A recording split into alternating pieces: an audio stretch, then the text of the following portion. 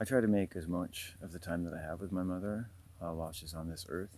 And one of the things that I do learn and try to be a little more even-minded about learning, because it is essential, it doesn't sound very positive, is that my mom, like a lot of women, was taught to hate men and never made any provision for having a man or a child, male or female, in her life, ever. Never gave it any thought. And the training that she got was filled with hatred for children, herself, nature, her father, her mother, and, all life. Because that's the Christian tradition. Beneath all the bullshit and everything, because it's just, it's propaganda, it's metaphysical propaganda. And most people just never even get deep enough to see that beginning from Adam and Steve to the murdering of a child whose legitimacy is suspicion, aspersions as to suspicions as to the legitimacy of this child, and all this shit. This is this is this is something. It's a layer that occupies the world quite a bit. Like I say, that the descent of a fallen mold from a superstratosphere that wants to get back to heaven, wants to see descended demons, because it's turned people who behave like demons descended from heaven or hell, and it's made, like a spider, a world for mold in the mind of man. So a man's mind is moldy. Essentially, I know that sounds strange. Get rid of the mold. You're too moldy.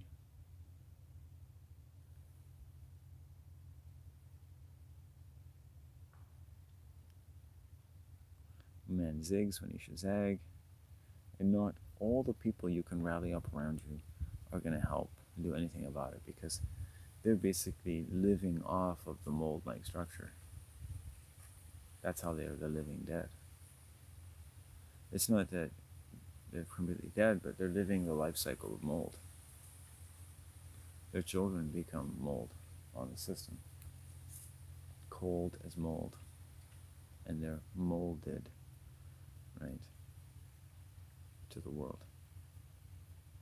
Everything's molded into place. And they're moles, they're demons, because they're of mold. They have mode or mold tells.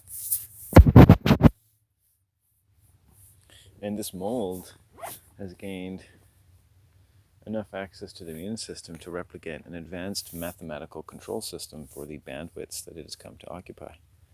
And the stories to whose advantage are interpolated through all known, real and imagined history, future, science fiction, technology, from petroleum to Pluto. Just a massive delusion. Massive delusion. Biologically based delusion. I'm the first person to say that all the problems in the world, my grand unified conspiracy theory, is actually biologically based in mold. And it's also a story. It's a story about the mold. What is the mold? Where does it come from? Well, it comes from the sky, just where God lives, right? God lives in the sky. God is the mold in the sky, controlling everything and trying to escape everything at the same time.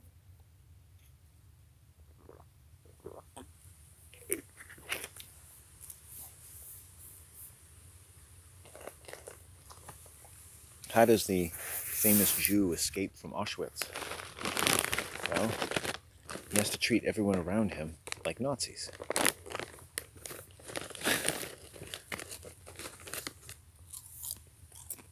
And he can only trust other Jews.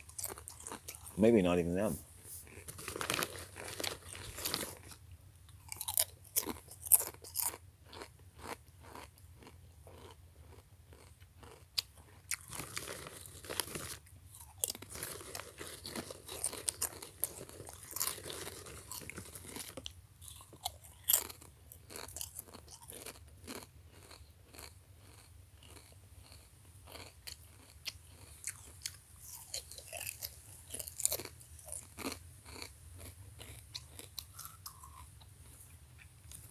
War isn't a burden, because the enemy must be struck down. It is a biological necessity.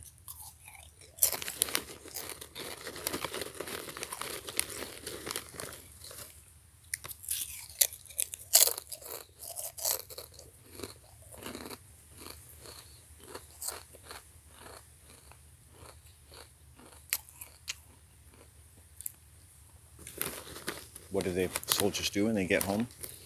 Exactly what they did in the army, what they're told.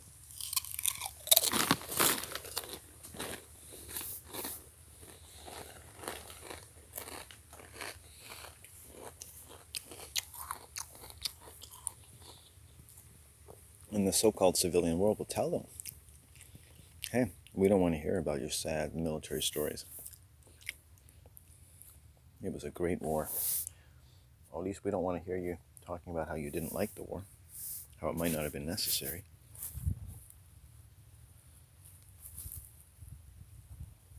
Oops. We don't want to hear that.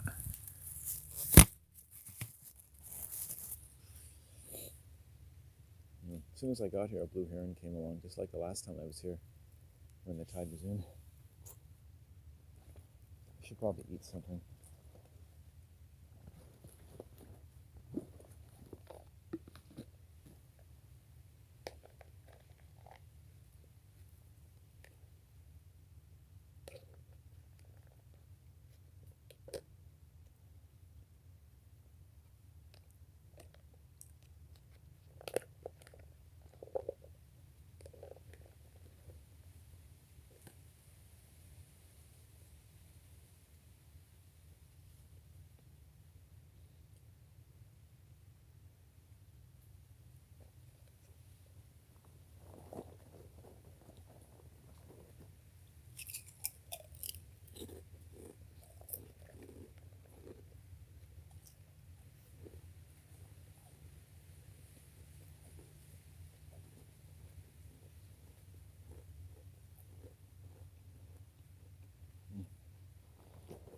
Summer.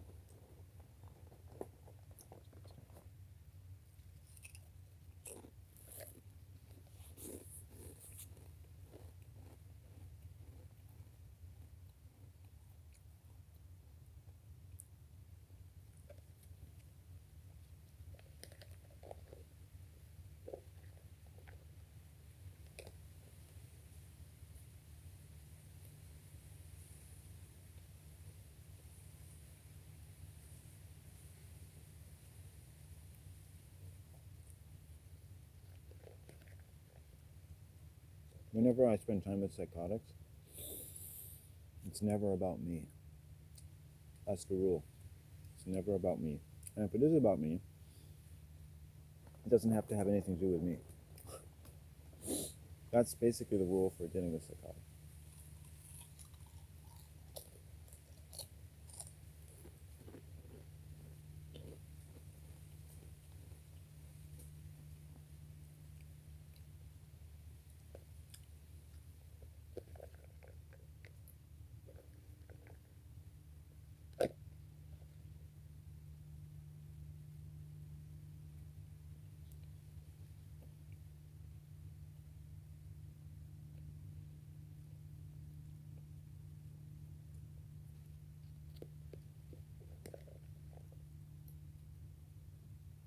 See how long the food holds out here.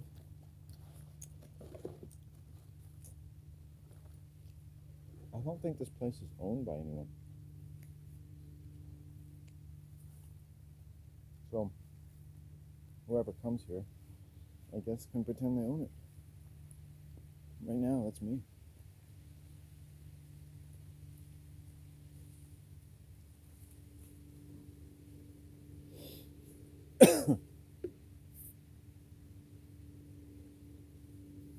I found the smartest stone ever today.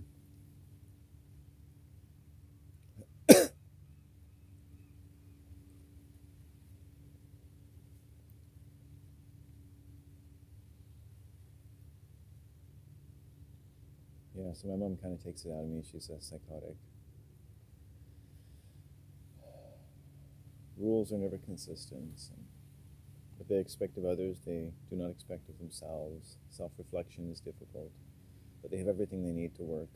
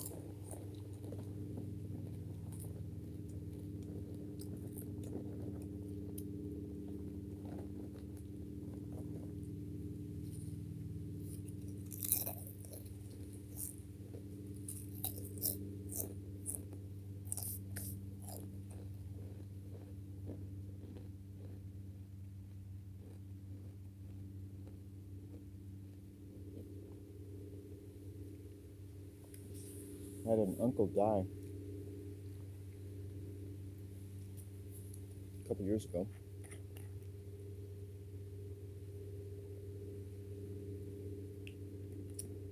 I think he was only like 67 years old. Or so, I don't know for sure, but my uncles seem to die. They work, they do their job, and then they have nothing to do. I'm sure they die from boredom. See, all the treats in the modern age are only what's programmed into it, from Forever 21 to the Freedom 55 commercials, is so that you only live so long. They're programming your lifespan. So what you focus on, your work, everything, the world, it's programming your plant intelligence to die at a certain time. You're done. Do this, do this, do this, you're done. A lot of the population just die off in their 60s. Cancer. They're programmed. Cancer isn't even necessarily an organic affliction. It's a metaphysical one. It's the programming to die off.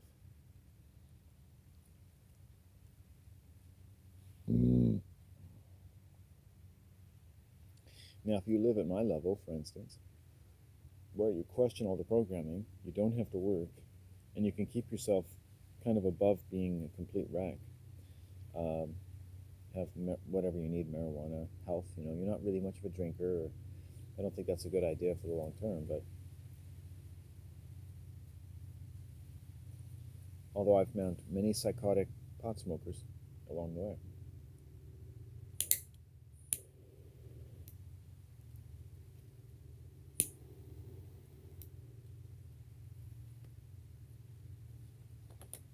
Most. Or former pot smokers.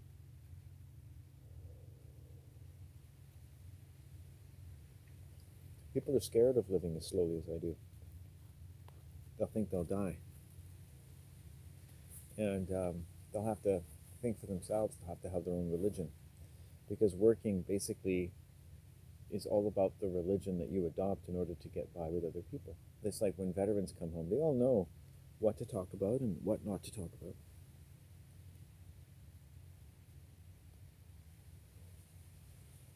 My family was easy. They never talked about anything. So my Uncle Vic, he did well, millions, whatever, pops off. Nothing left to do. He was a worker. You can't play enough rounds of golf. rounds of golf.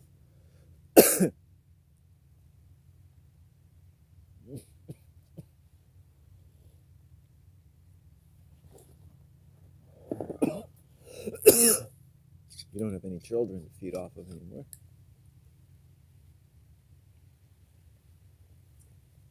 Your wife's probably been subtly feeding off of you.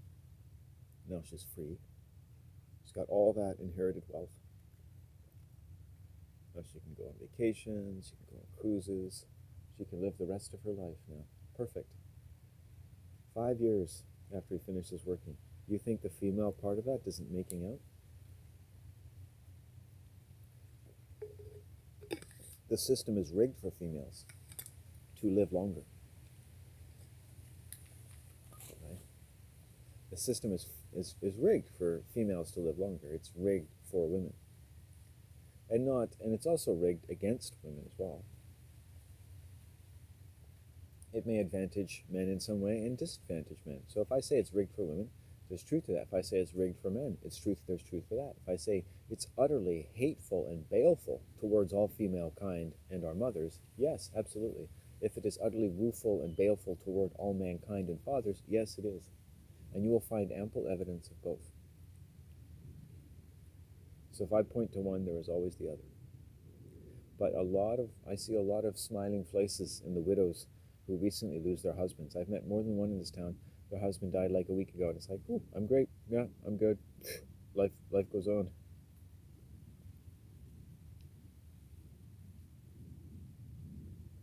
They were virtually strangers living in the same house. Wow. Is that what people want? You don't think those people had dreams? They've got money. Oh, lots of them. but they have no love left. I'd rather live by myself any day than have that. I have my own prison to deal with, but that is just too much for me. I'd rather live in Auschwitz. These people grew up in Auschwitz, often Europeans too. Just loveless. They have excitement, they have money, they may have travel, and when their children or grandchildren are around, not bad, but they've got nothing else. And they don't really relate to people very much because their job is done. Their job is to die now. It's to move around really slow. They've got a little bit of stank, a little bit of bite left in them, a little bit of satire. They run maybe one or two of their children down on a routine basis.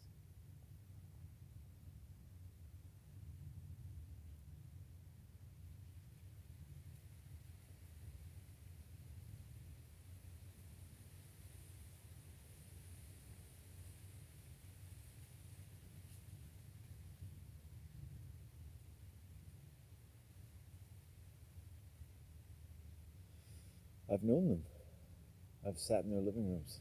I've watched this because I'm the kind of male that can be around that environment for a short amount of time, a few years. And the things that I put up with, you would not believe. The things that these things say to me. They've never known the love of what is male. Right up until just a few days ago, a woman I spent time in her home who has never known the love of a male or for a male. Never known a true father, right? A lot of these women that are so baleful, they've just never known masculine energy. And they crave it. Not necessarily sexually, they just crave masculine energy because a lot of what they find in their men gets used up. A lot of what they like about them gets used up. The thrill of sex, relationship, making a home, working, career, the baby comes along, things change, marriage annihilates love. And then it's all about the roles you play. And then you make oaths to give of your labor. Now, if you can do that, usually those people need to form a pyramid structure with some agent or executive branch of their society, be it a god or a profession or a corporation or a way of life, like a profession. You need that focus, that celestial focus, to be somebody. They could never retreat from the madding crowd. Not completely. That would be death to them. And when they retire and when they lose those roles, they die often very shortly.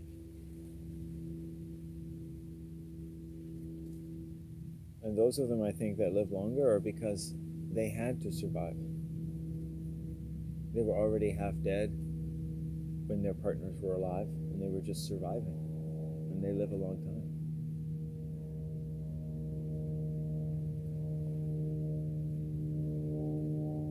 Or maybe they never had any partner at all. Maybe they were just a single mom.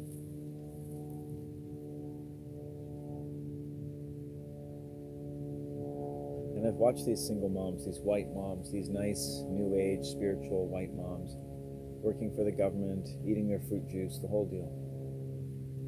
Got a copy of Eckhart Tolle in their bookcase. Maybe they've done the Course in Miracles. They meditate. They light incense, and so on and so on. I just had a hippopotamus for lunch. What's a hippopotamus? What's a hippopotamus? Hypopotamus for lunch? A hypo bottom lunch? Anyway, yeah, they get used up. They don't have that joyful feminine energy. They are quick to attack men or anyone behind their back. They become rumor mills. They become compulsive. They become demanding. They become narcissistic.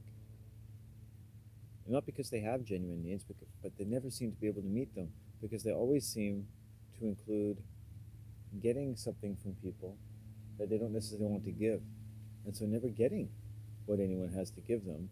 And so always needing more from everyone. Can you imagine being that restless in yourself? But that's most people, keeping themselves busy. And when they stop, if they were to spend a week doing what I'm doing, they would get depressed, they would kill themselves, they'd start cutting themselves. They don't know what to do with all that nervous energy. Unless they pay $10,000 and put their hair in a top knot and put on some stretchy pants and go see Ringba Zazen for their morning asana, they wouldn't know what to do. They're just paying money to stop doing things while they're starting to do something else. So they never really stop working. Between, I'll say, 21 and 50 to 65, they never stop working. And I lived with this single mom. She worked with the government. She stopped. She had a nervous breakdown. She learned to be a counselor. She got her counseling certificate, whatever it was. Then moved into what she said was life coaching. Then it turned into more of a pyramid scheme. And now she's got some sort of stupid website claiming that she's run 3 businesses, failed at all of them, and now she wants to help you because she's found her place in life. Her place is to help other people run businesses because she can't run them. It has to be one or the other, right? So, and she's already paid $15,000 to get into this pyramid scheme, so she's hooked in now. So she left one trap, she left a mortgage, and then she found another trap because she didn't feel safe unless she was in a financial prison. And when people live that way, they become a bit homosexual. And a lot of women I meet, for instance, women that have been in the government, you don't know if they're being aggressive, they're being sexual. Men who've worked in government, you don't know if they're being aggressive, they're being sexual. They've got all kinds of problems. But it's nothing to society. You don't have to talk to these people. I do. Or maybe you do. Maybe you have a comparable counterpart where you live. It just makes your skin crawl. Makes my skin crawl thinking about them. I'm sitting here and I'm in a place where I can confront evil. I've done ceremony here to help me do this. I share this land now with a young cougar, and I just want to acknowledge that. I do. I share this land with a young cougar. Whether this cougar stays here or not, the fact is we share it. And the cougar made it known to me now a couple times. I didn't get the message the first time. I didn't even know it was a cougar. I thought it was just a really ambitious cat. Isn't that funny? I guess I don't scare easy. Not when I like where I'm sitting and I know I'm doing good work. I upended the shitter behind me so it doesn't smell like shit around here anymore. Deer do come through here at times. The blue heron may come to see us again. Eagle has been known to come about. Right? All kinds of bugs are in here. Yeah, there are things. There's a man who worked for the government and environment, and he gets a black look, and then he just sort of stares at me. He just sort of stares into my eyes for like 6 seconds. Every time I meet him, just stares into my eyes, and then he just sort of settles in. It's like, huh, interesting. Then he just goes back to normal. His eyes just go back to normal. It's like he's almost trying to stare me down. Yeah, and I just look him right in the eyes. Like, okay, yeah, we're strong today. And then the demon just goes away and he just chats with me for a while. And then he goes. And after that, he's always fairly friendly. But the second time I met him, he just walked right up to me and just walked right through me for no reason. And he's an old guy, so I thought that maybe something was wrong. And then he just, no, it's nothing. And it's like, wow, it's like, what did I do, man?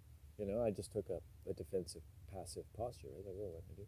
I didn't say anything, and then he was fine after that, but I don't think he's quite in control of himself. Yeah. A lot of these old people, you start to see things, and it's not because of aging. It's just like the trannies. Like, as they get older, certain things come to the surface. Their behaviors come to the surface. I see my mom sometimes and just, wow, how wound up and aggressive. She's more like a Jack Russell than a teddy bear, you know. My mom is really very Jack Russell. And what I've noticed in studying psychotics, especially if you're used to being around one, so there's different, I can be around psychotic for this period of time on a regular basis or every day and so on, is that my mom employs a lot of the habits of other psychotics I use I just don't see that often. And it's a very persistent way of treating things that I say and talking me down.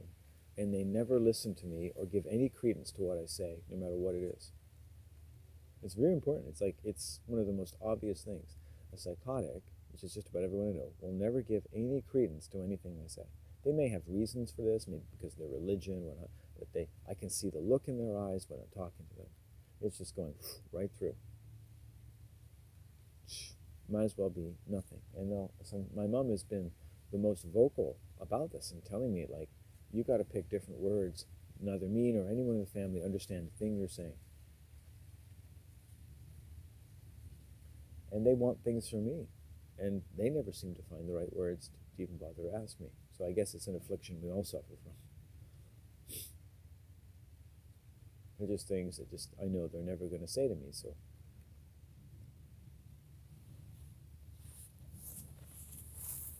Isn't that?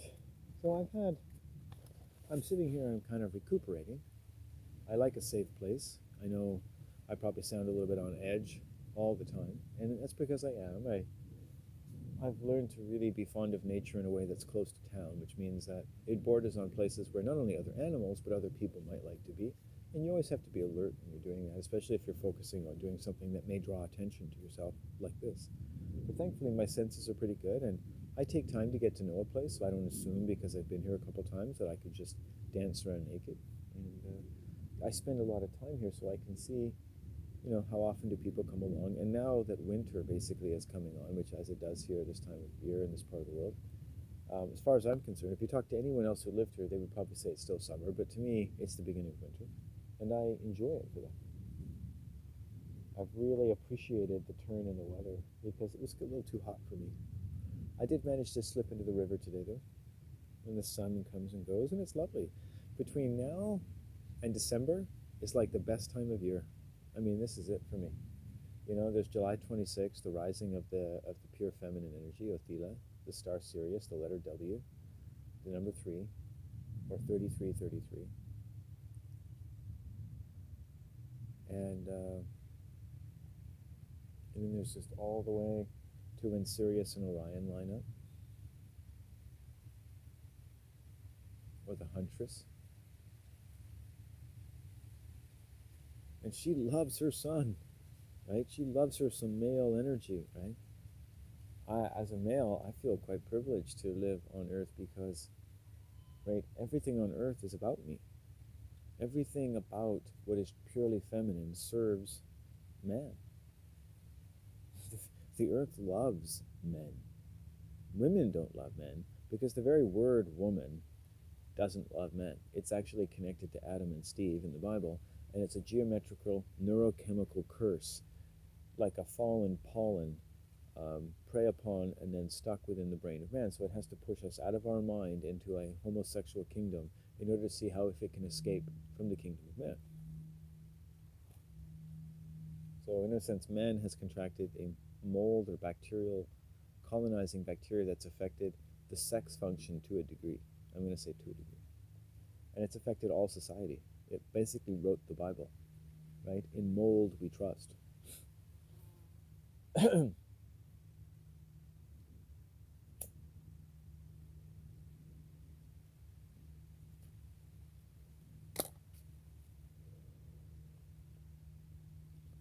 I need some chocolate.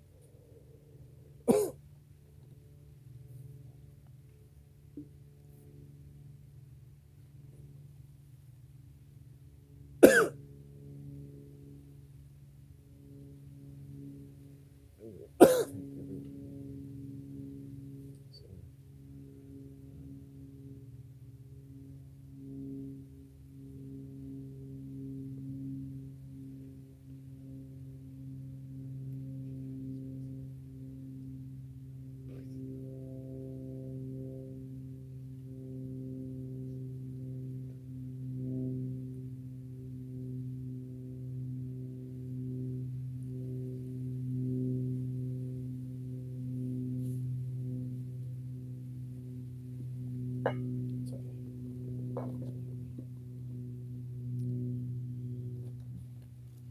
Oh, I was just talking to myself.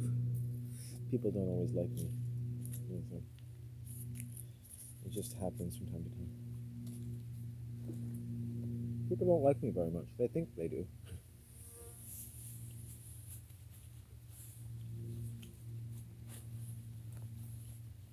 Which is nice.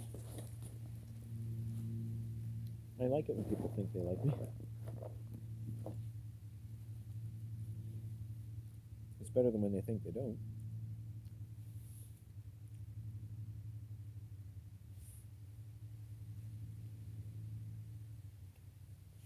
I'm going to put a sweater on.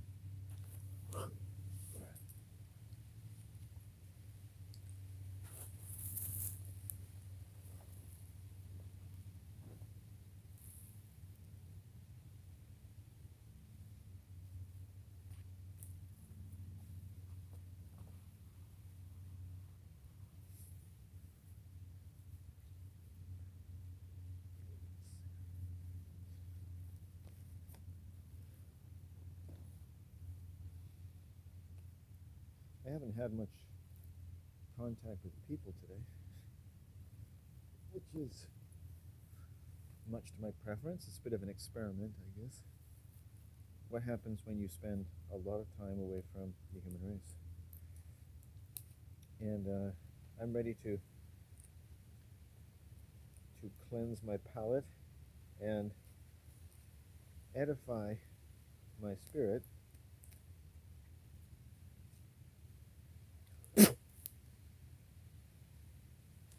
Oops, we have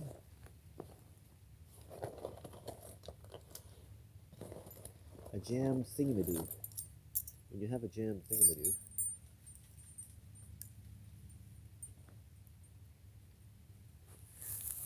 you gotta do something about it right away.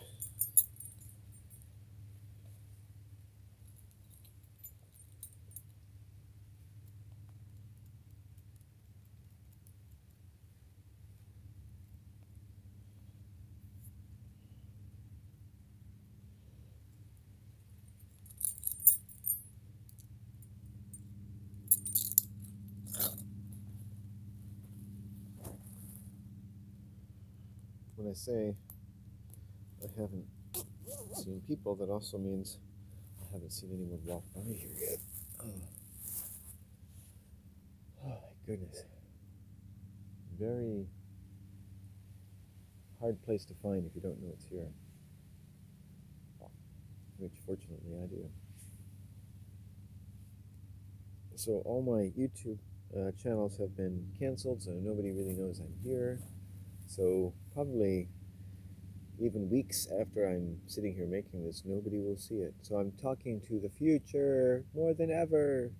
I've never ever talked to the future like this before, because these words have never more needed to wait, or sort of voluminous with the potency inherent in that which has to sustain weeks, months, or even years before ever reaching the ears of another man or mother of man.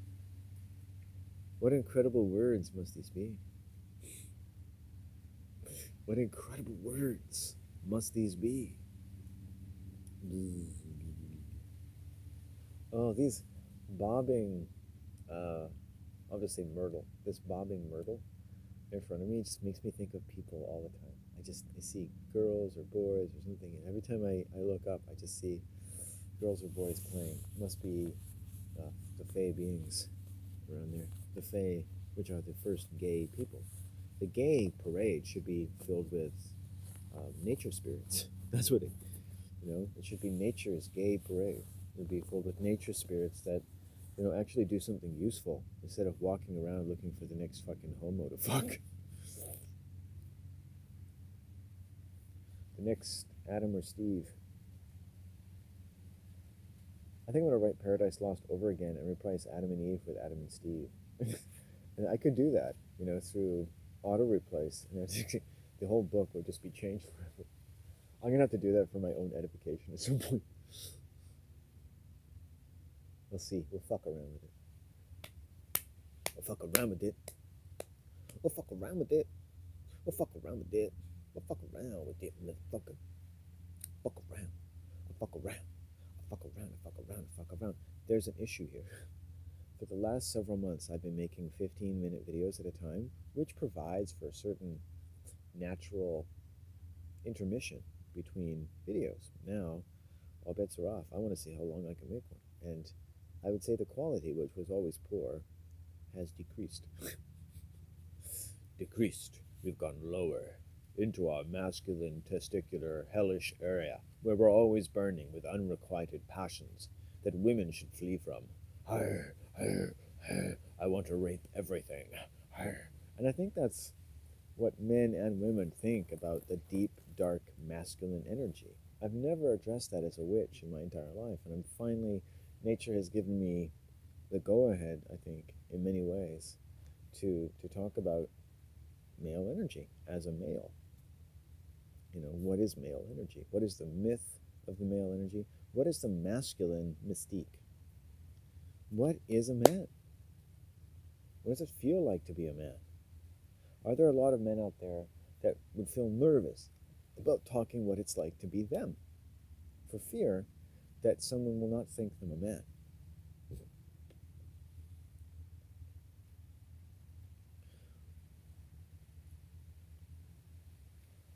A strange witch once said that all men fear whether or not they're a man, and I don't think that's true. But some of them probably should. But I think some people can. I think I can. I'm not sure if I would call it that. Because I never knew what it was like to be my father's son. I never knew what a son was supposed to do. I never knew what a son of a mother is supposed to do. You son of a mother. I never knew what a brother was supposed to do to a brother or a sister. I knew what a student was supposed to do in school, and that's all I ever knew what to do. And there was something about in church about like you had to pretend like they weren't praying to you, but not you at the same time. Sort of like you, but not you. You know, they were praying for you to be a schizophrenic. They're praying for each other to be a schizophrenic. Them, but not them. You know, you're thinking, or you're just repeating the thinking that people have told you. In any case, you're tuned into that bandwidth that's most vulnerable to the suggestions of a mold-like universe, which really just exists in a layer of the Earth's superstratosphere. And that's basically the supercomputer running the entire world. It's a mold-related supercomputer. And it's like, it's got control of our neurolinguistics, our physics, our symbolic systems, you know, which are always just as complicated and just as convoluted enough to get whatever needs to get through to make sure everyone gets paid. Have you ever noticed that? How elaborate it is that no matter what the complexity of whatever language is made so complex or so stupidly jargon-esque or slogan-esque or maudlin or pithy or entertaining or popular or just beyond the reach of mortal men, that everyone gets the most out of this whole fucking gong show. There's a biological urge in the evil of this world. And it has a current that it builds around so that it can sustain a certain satiety in its desire to exist. And it could be beaten back to the sky from whence it came and continue to exist just fine. In fact, it has a better existence there than it does in your mind. So I think this is my biological simulacra or isomorph.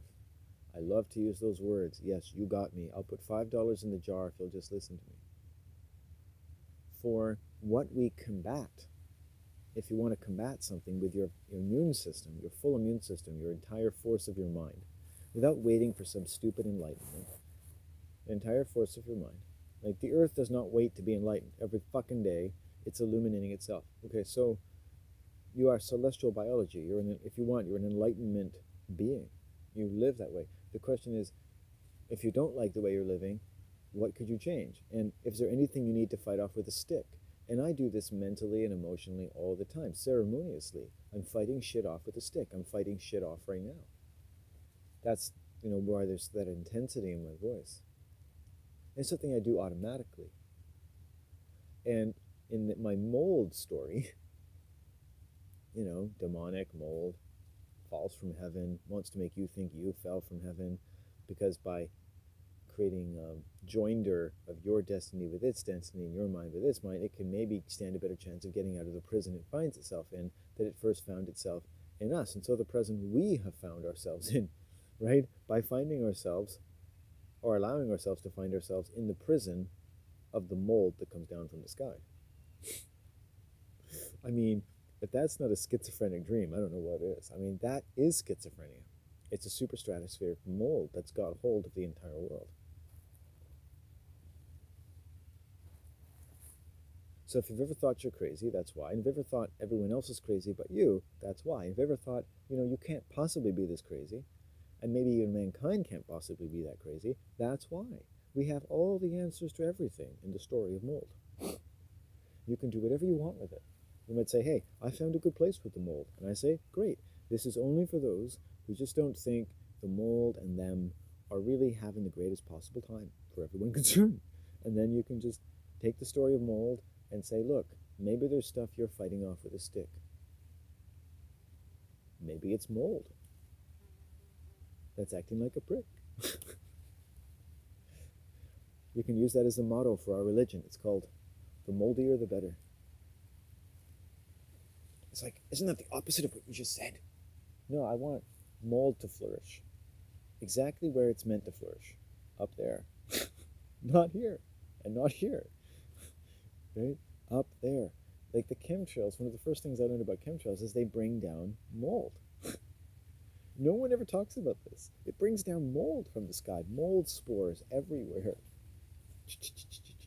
Right? Electronics, mold spores. Yeah, I just got a glint of massive sun-like energy over here. Yes, it was the sun, actually. No, I get energy, especially when I'm in places like this. Sometimes it's in front of me, sometimes it's to the side of me or here. Celestial energy.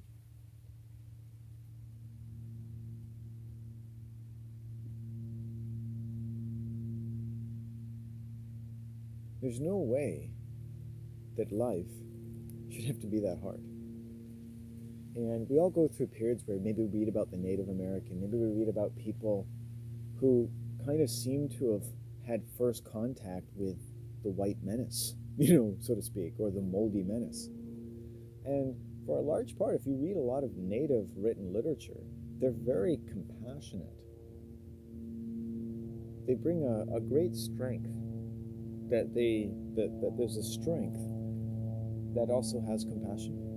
I'm sure a lot of them, and here I'm putting words in their mouths, who had the opportunity to have a fair war, have it out with the white descendants of their white oppressors.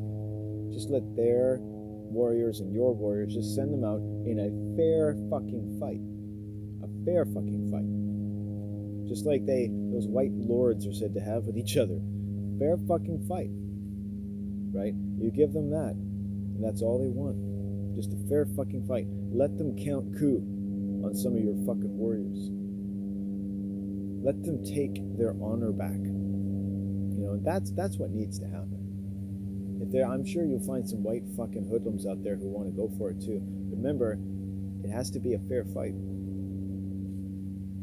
Right? And how many of you white assholes out there want a fair fight with a red man, much less an entire fucking tribe of them? And I bet you, no fucking way. No fucking way. Have you ever gone out hunting with a red man? Have you ever gone out hiking with a red man? I have, for years. Motherfucker, you don't want to meet these people in a fair fight. You don't want to meet them in the woods. You would sooner want to meet a fucking bear or a fucking moose or a fucking cougar or a fucking herd of fucking falcon falling down on you like seagulls, than you want to meet a tribe of red men.